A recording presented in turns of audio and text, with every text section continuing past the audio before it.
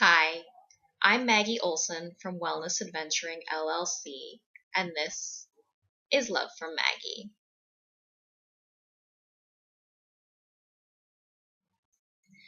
Today's video is potentially the final one in my series on making the best of things.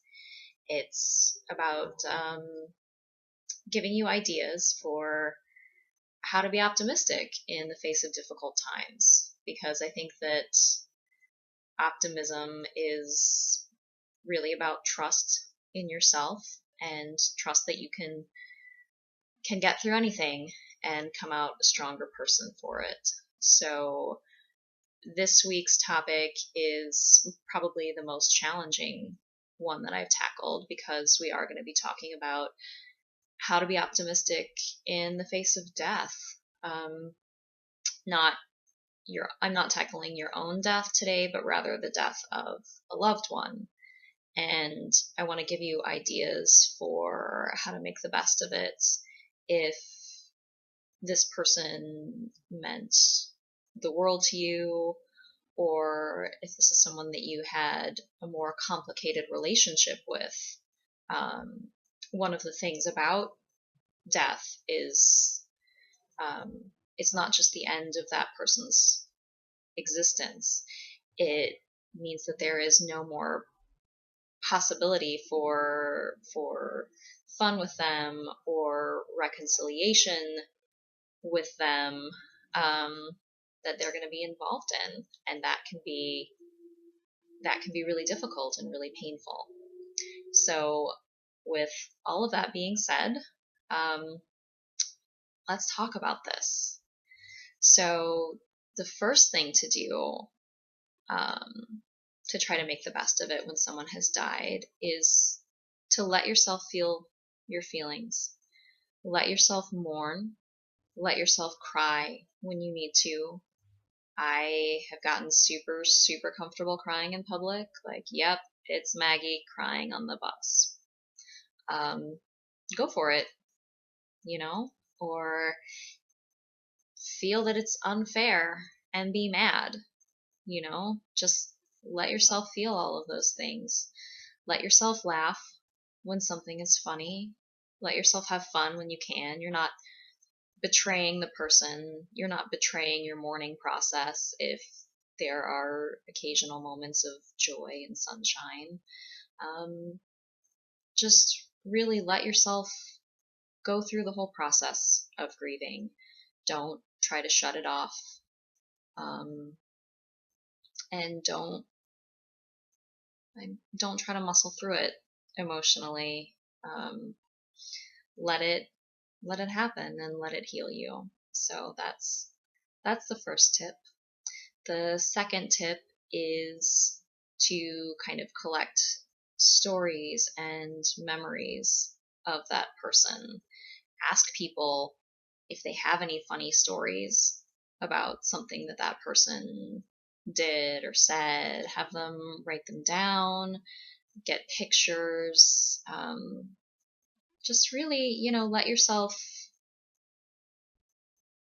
read back through the story of this person's life. Let yourself learn new things about them. If they were a jerk, if they were somebody that you didn't like, then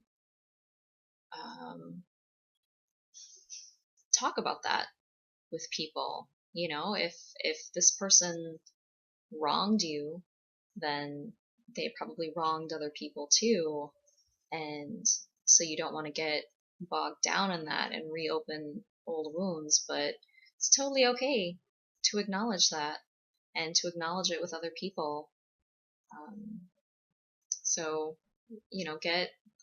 get a better sense for their life and see if you can learn more about them in death. And then the final suggestion is say anything that you weren't able to say while they were alive. So write a letter.